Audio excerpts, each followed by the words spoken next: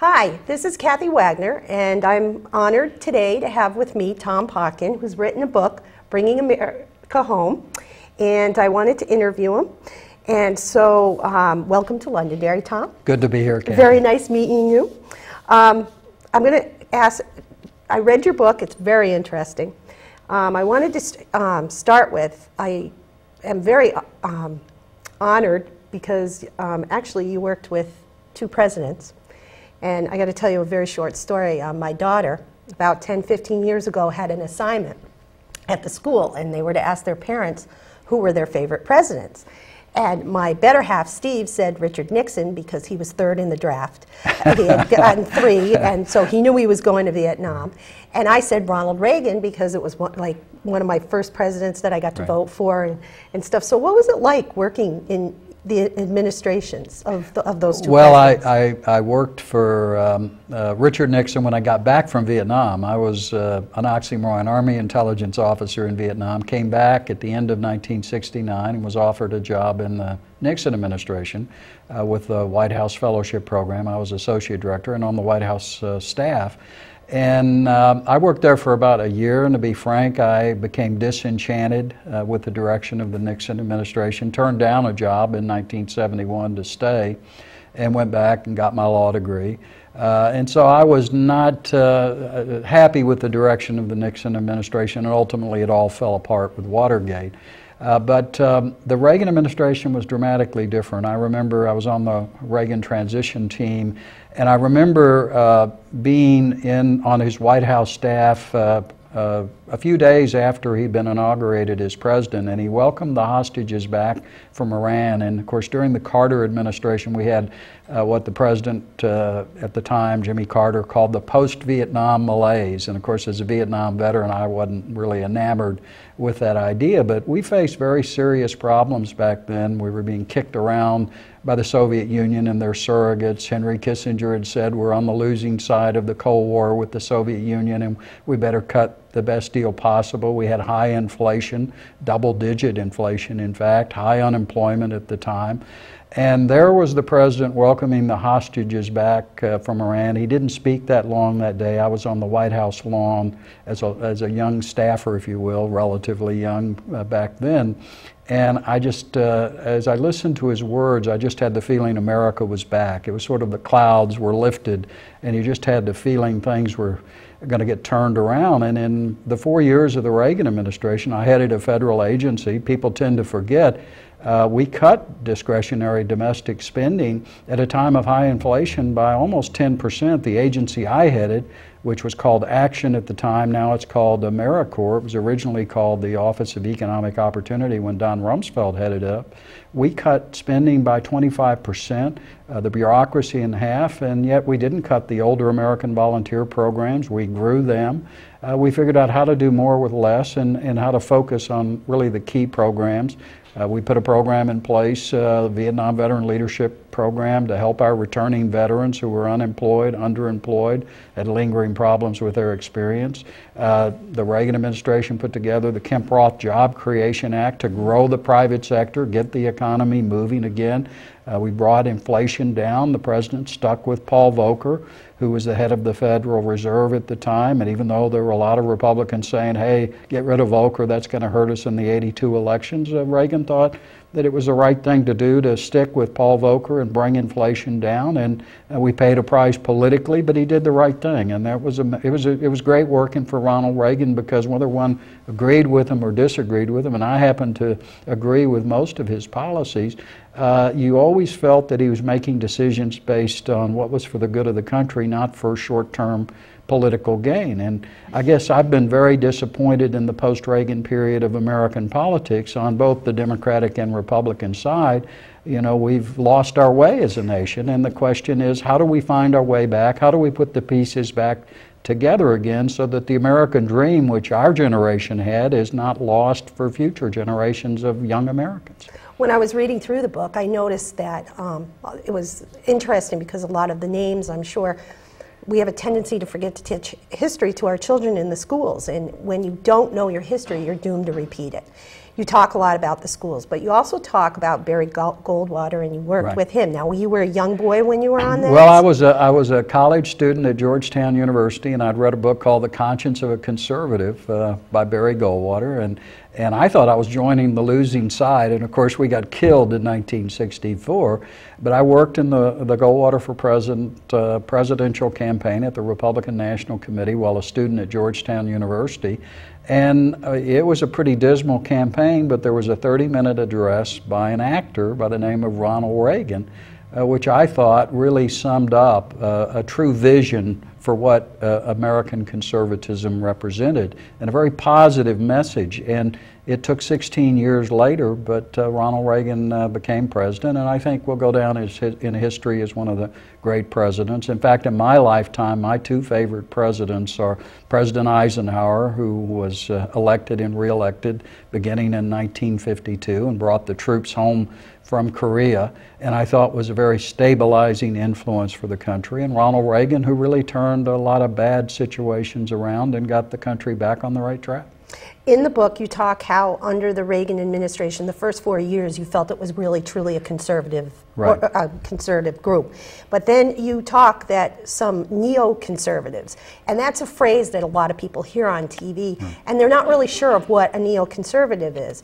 So if you'd go into detail about how that switch happened into in the Reagan administration and why you think that has begun the reasons for America's decline. Well, the neoconservatives are really former liberal Democrats. I got to know and work with many of them back during the late 60s when they called themselves at that time social democrats. Some were even socialists, but they were anti-communist, and they had broken with the new left, the sort of the radical youth movement, which was so influential in the late 60s and the early 70s. And so we worked on a coalition with them. In fact, I worked on a coalition with some of them to support our soldiers in Vietnam. But unfortunately, while some of us volunteered or were drafted or were in Vietnam, most of the folks who later became known as neoconservatives did not serve in the military or in Vietnam.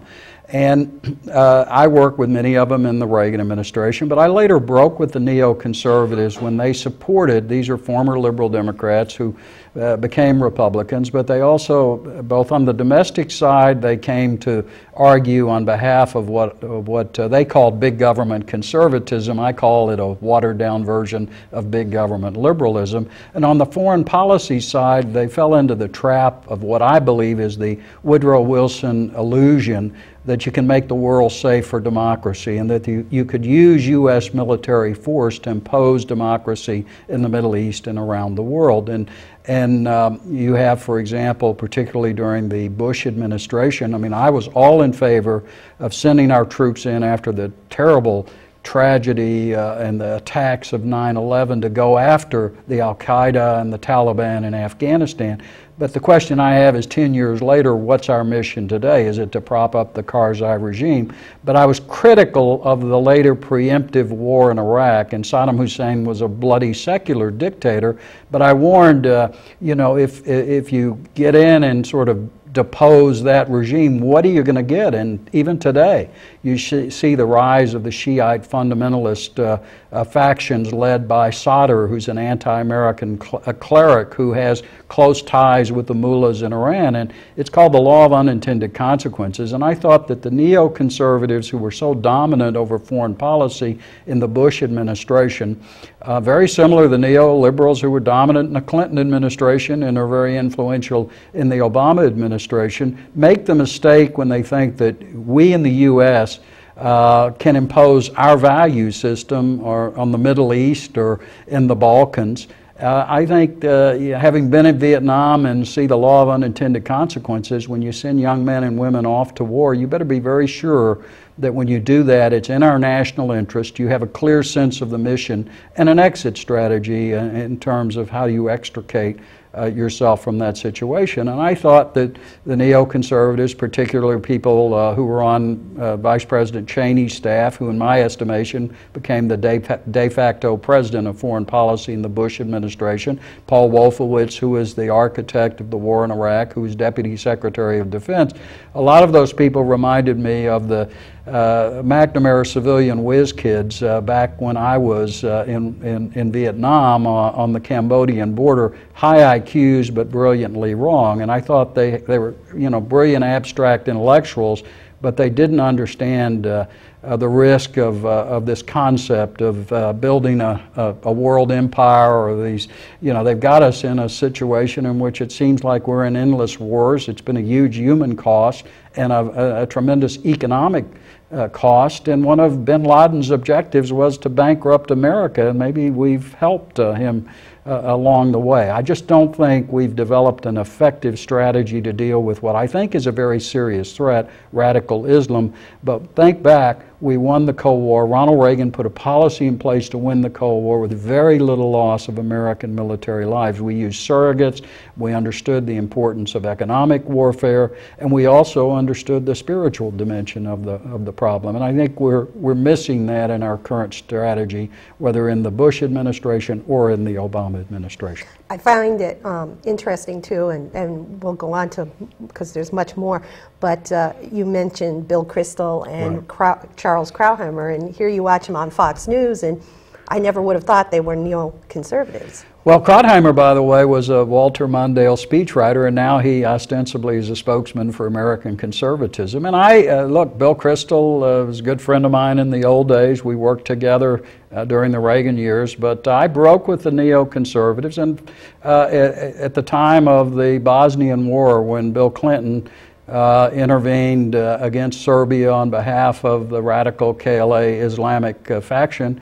The architect of that was Madeleine Albright, who was then Secretary of State, and said famously to Colin Powell, well, what's a prepared military force for if we can't go use it? And we used it there, but I wondered, why are we bombing Serbia? Why are we intervening on behalf of a radical Islamic force? And that was pushed by the neoliberals in the Clinton administration, but Bill Kristol and others supported that intervention. And that's when I said, wait a minute, what are we doing? This is not in our interest. It's not helping us deal with the threat of radical Islam. And the idea you can use U.S. military force to bring democracy around the world, to me, is a utopian vision. Our historic understanding is you only send American troops abroad when our national interest is involved. And I didn't see it in that case. I didn't see it in the case of Iraq, and I don't see why our troops are still in Afghanistan 10 years later. We helped undermine the Soviet Union by working with surrogates in Afghanistan. We're spending $100 billion a year, money we don't have in Afghanistan right now, and I'm afraid there's an unclear mission, and I just hate to see our young men and women over there without a clear understanding of what our ultimate objective is. You said in the book, in the first half deals with where the problem is, and the second half with the solution. Right. And one of the solutions you said was that we're underestimating one of our greatest allies in the fundamental Muslim attack on us, which is actually Russia. I had the fortune of having a woman from Russia stay with me for about a month. Right. She was here during the primaries, so she really got to meet a lot of the candidates.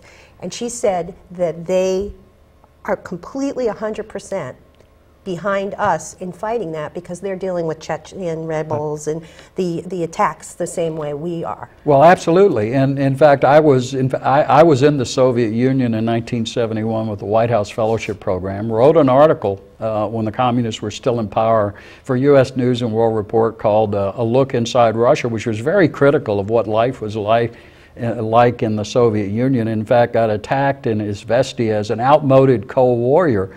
But in the post-Cold War period, I see Russia as a potential ally. Obviously, you've got ex-KGB types running the government right now, but they have their own Islamic problem, a serious one in Chechnya. And by the way, the neoconservatives as well as the neoliberals support the Chechnya side against the Russians. And the reality is we're beginning to see a return or a resurgence of religious belief in Russia, which was formerly had a strong Orthodox Orthodox Christian base, and I think that potentially it is an ally of ours down the road. In Western Europe, people in Western Europe see the problem firsthand in Italy, in Germany, in France, where you have an underbelly of radical Islamic influences. Even in Great Britain, where I was a few years ago, I remember going down to London on a Sunday down by the park, Hyde Park, where they have all of the debates, and there was a demonstration that day, as it turned out,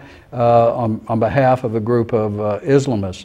And I was really shocked to see the young men with almost like Hitler salutes marching and the anti-American, anti-West slogan. So this is a serious problem, and we need our allies to work together with us to address it, rather than the U.S. thinking we're the world empire and we can impose our point of view everywhere in the world. There are a lot of people who have common interest in addressing this threat, and I think that what we're doing, unfortunately, is helping to make the problem worse and radicalizing more people on the Islamic side, and we've got to change our policy in order to, if you will, diminish the influence of the radical influence in the Muslim community. You bring in a good point, because I think it's not going to be easy for us to change that, because I think our young people have been disserviced by not getting the education that we were renowned for. Why I bring in this topic at this point is, with the signing of a pen by the President of the United States, NASA's gone. Yep. And Yep. NASA was a huge draw for engineers. Absolutely. And you talk about that in the book, how the numbers in the United States of how the kids have gone from engineering, it's just decreased, that Right. we're not innovating our kids, we're not educating our kids to the point of science and maths, and those areas that would keep us up in the technologies is what we're going to need. Well, and I think also what we've got to do is return the power and the money over education away from the sort of centralized Washington bureaucracy. Return the power to the states and local communities, because you know here in your communities here in New Hampshire how best to spend the money, what the needs are. And we can take some budget cuts, I believe, on discretionary domestic spending, but what I would like to see is block grant the funding back to the states and local communities, get rid of the mandates and the earmarks and everybody having to go to Washington with hat in hand trying to either get some of our money back or alternatively prevent some new mandate that's going to cost people, unfunded mandates, that's going to cost people more problems at the local level. So that's a direction, again, that I think Republicans and Democrats alike ought to be able to agree on, because we've got to move towards decentralization, and you understand it here in New Hampshire, but I think that this is a message that resonates across the country and across party lines. It's just like we've got to figure out a way to bring manufacturing jobs home to America,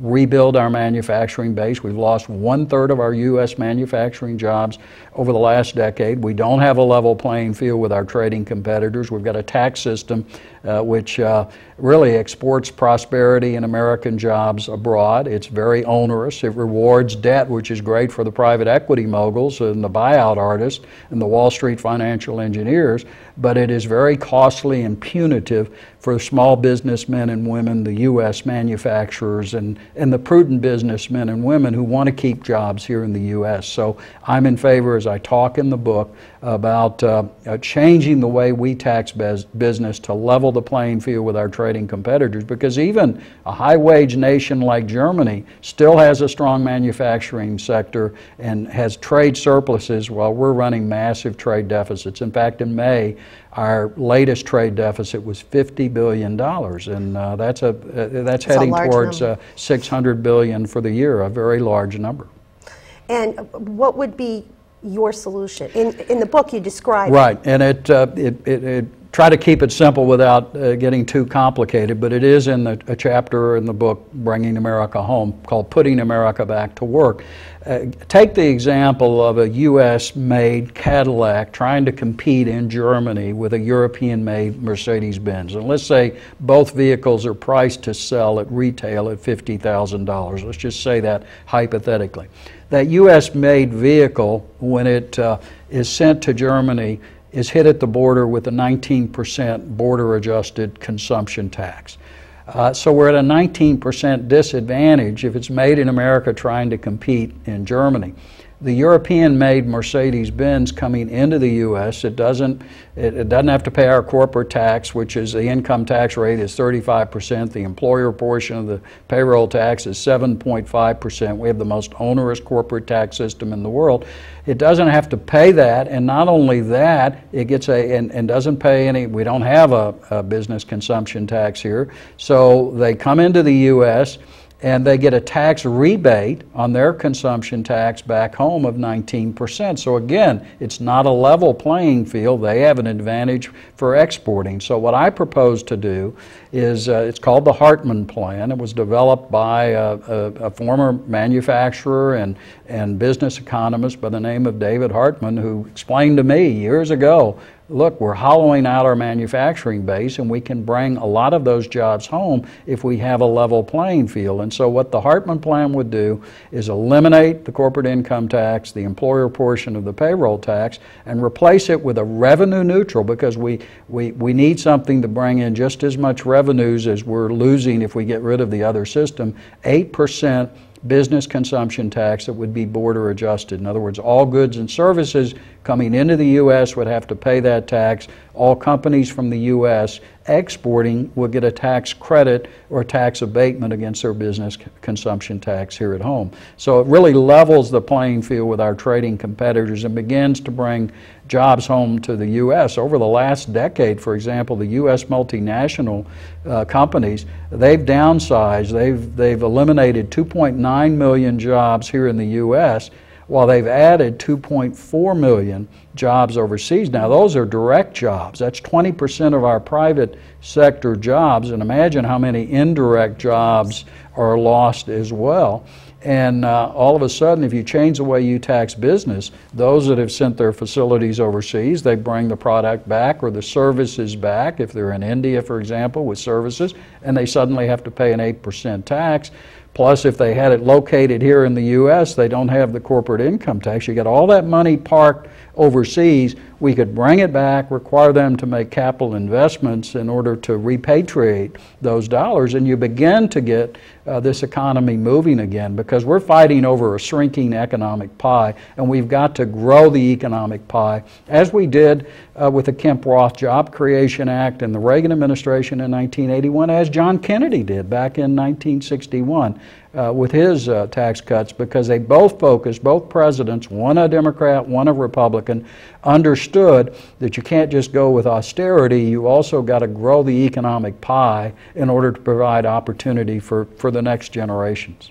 Yeah, you talk in the book too about community colleges and how important that is, because not necessarily having a 4-year degree is going to guarantee you a job. And I really liked that part of the book, because when I was younger, my parents, there were 5 of us, my parents were probably blue-collar workers today, in today's world. They couldn't afford to send us to college. So it was up to us to pay for our own college education. So all I could afford at the time was a community college.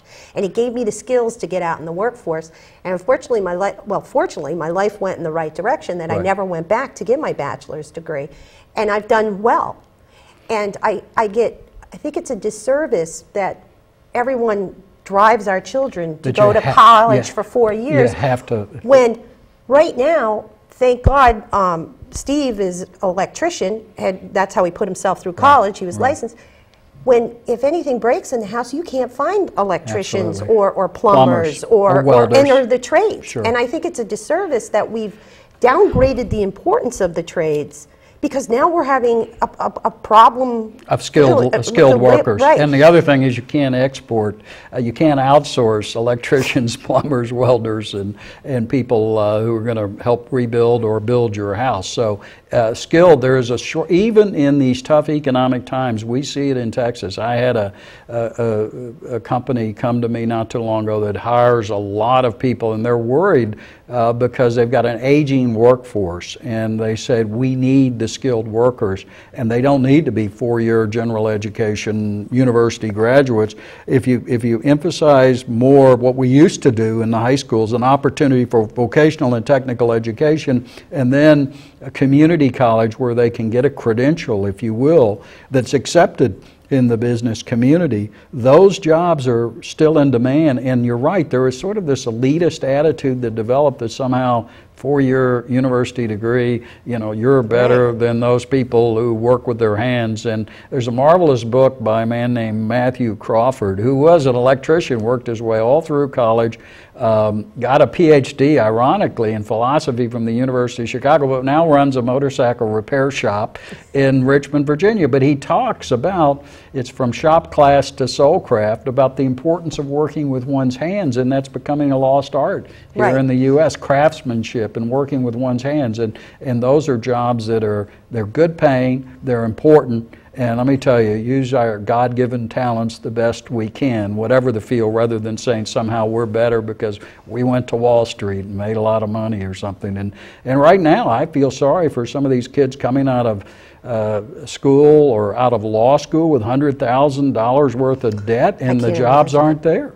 And I can't, and it's put a drain on families because in order to pay for the kids to go to schools because of just the high cost. It's almost like when I was back, only the rich people could send their kids to college, or only the poor. And there's nothing in between. For the middle class, the working people. And then we did a switch, and I know New York did SUNY, and we were able to start to afford to send everybody to college, but it's like we're reverting back to that phase. I think I went to Georgetown University back, of course, in the 60s, and then I had a partial scholarship, but I worked all the way through college. I came from a middle class background, and my folks helped me, but I also had to work. And back then, you know, a middle-class kid could afford to go to Georgetown University. Today, it's like $50,000 a year when you take board, room, tuition, and add it up. And it's fine if you're from a rich family with a lot of money, or if you're poor, you can get a grant. But the folks who are, working class families or middle class, it's they can't afford to go to a place like Georgetown anymore, and that's bad. And you look at the rate of inflation at the universities over the last couple of decades, it's a lot higher than the actual rate of inflation in this country. So we need to refocus. That's why I think community colleges are a real bang for the buck, and so many of them do a marvelous job in our state, and I'm sure up here as well. Yeah, you talked about different programs that were started in Arkansas, and I think Texas, you guys did we did. In fact, we've got a program to help our returning veterans from Iraq and Afghanistan called the Texas Veterans Leadership Program, run by returning veterans themselves, and they help, get them into community college. We've got a program to take that military experience and working with community colleges, rather than have to start all over again, they get credit for their military experience. If they've been a medic, for example, they get college credit when they come back.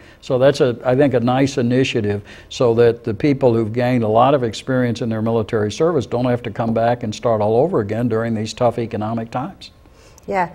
You also talk in the book on how the country has lost its way.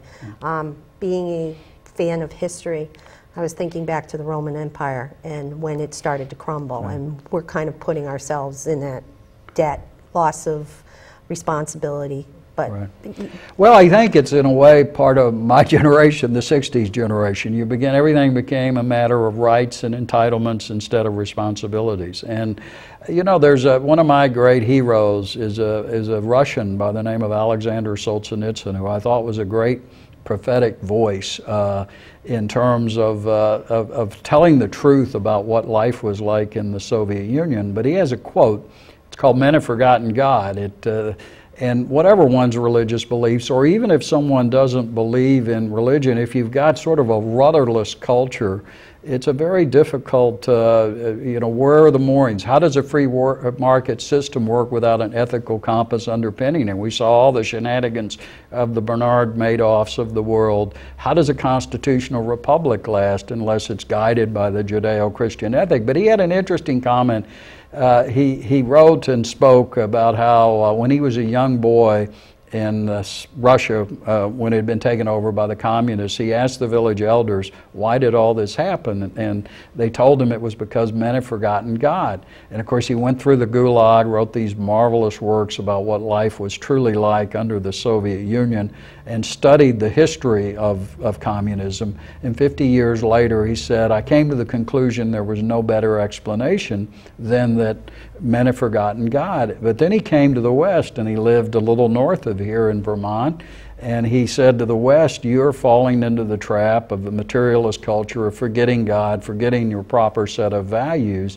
And we listened to him when he talked about the Soviet Union, but we didn't listen to him when he warned us that we could fall into the same trap. And there's some things more important than material blessings, because you can lose those. And there's a great motto up here, live free or die, but the importance of freedom and how easily it can be lost and how hard it is to get back. And this brings up a great point. There's a chapter in the book that I was reading and I completely forgot, and we're talking about the revolution and how all of this area played such a great part in it. And you talk about the Constitution and what divine intervention had to have been involved with these men, with their wisdom and their courage to write the Constitution. And I think we've lost our way with the Constitution, which I found was so interesting, and I completely forgot because you just don't pick the document up that often and read it. But you talked about the powers of the branches and how all the checks and balances were there. And we've completely taken the checks and balances out that they gave us and turned the powers over to the president, to the courts. And I found it interesting that Congress, the House of Representatives, is truly the power broker down. If it's willing to exercise the authority. Now, the interesting thing, there were in the Federalist Papers, which I had the good fortune at Georgetown University to have a marvelous political science professor who said, taught us to read the Federalist Papers, read what was the backbone of what led to the Constitution, the basic elements of the U.S. Constitution. There's a chapter in there, it begins with, if men were angels, and since we're not, we better have checks and balances, separation of powers, and devolving power wherever possible from the federal government to the states, local communities, and the people themselves. And we've got far away from that. There's too much executive power, executive orders, and again, it's not whether it's a Republican or Democratic administration. In recent decades, it's sort of been, and I quarrel with some of the Republican types that big government is fine as long as we're in control of it. Well, then what happens when you add to that control and then you've got the Obama administration in power? I think it's risky. Concentration of power, as James Madison wrote, in and of itself is dangerous. And Lord Acton once wrote, power corrupts, absolute power corrupts absolutely. Power tends to corrupt, absolute power corrupts absolutely. And I think we've got to devolve power back. And I think the people are ahead of the political elites in sensing that. And I hope it will continue. The courts seem to be overstepping their bounds in a lot of areas. That's what I talk about in the book, that they're substituting their will for that of the elected officials on federal matters, on state and even local community matters.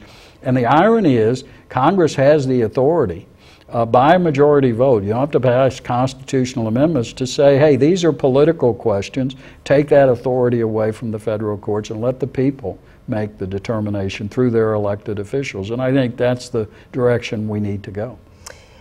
Everything that's transpiring in this country right now, and all the budget talks and the threat of the government shutdown, do you think Washington can come up with a solution? Well, I think with the right leadership. I think it's rudderless right now. I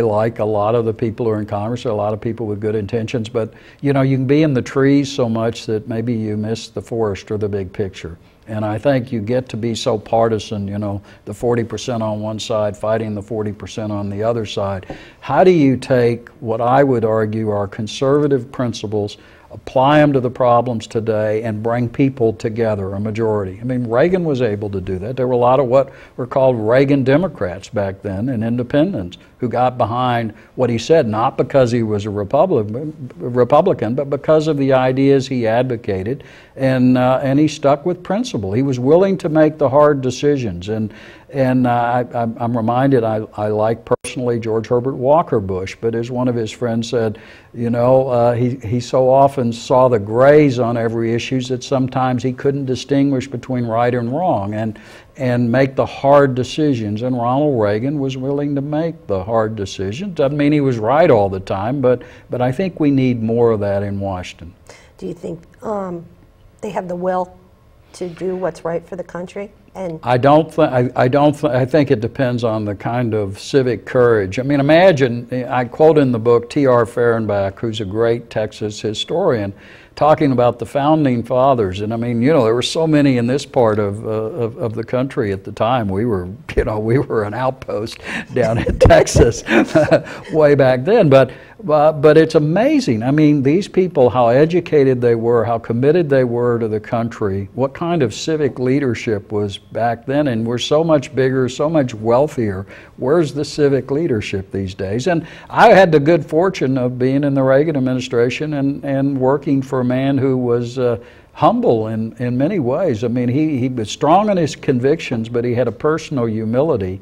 And had a sign on his desk, there's no telling how far a man can go if he doesn't care who gets the credit.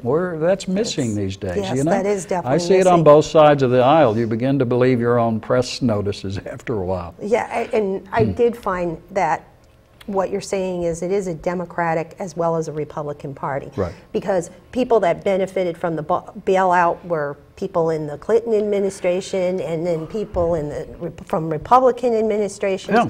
So it's almost like, I think there's a great quote in there that you said that Ronald Reagan said it was the swamp and we needed to drain it. Well, that's right. He brought a bunch of us who were independent, conservative outsiders to Washington, and we're there to drain the swamps. And we did for 4 years. Unfortunately, the swamps are a lot worse these days than they were back then. But we can do it. The people can do it. How you put a team of people back together, that's the hard part. And rather than just simply substitute one group of political elites for another. The American people are getting to the point that you know, they voted Bush and the Republicans out in 2008. They voted against Obama and the Democrats in 2010. Even if the Republicans win in 2012, what if we don't get it right? Whoever is in charge, you know, at some point this economy is so fragile it could come unraveled. We could have the kind of inflation, runaway inflation that you saw in post-World War Germany, the Weimar Republic. A lot of bad things could happen, and if you don't have the right kind of leadership, and if it's just one party, business as usual, when they take over, at some point the American people are going to say pox on both your houses, and they're awfully close to doing that. You asked the final question in the book. You said, when are we going to start? And when are we going to do it, and who's going to do it? Do you have the feeling that the American people are at that point? I think they are. I'm really confident about the American people. I just hope that enough of the people in the political arena get it and understand it. Well, Tom, thank you so much. I enjoyed the interview. The book is Bringing America Home, and I would like to thank you for watching, and hopefully we'll do this again. Thank you, Kathy. Very nice meeting you. Good to meet you.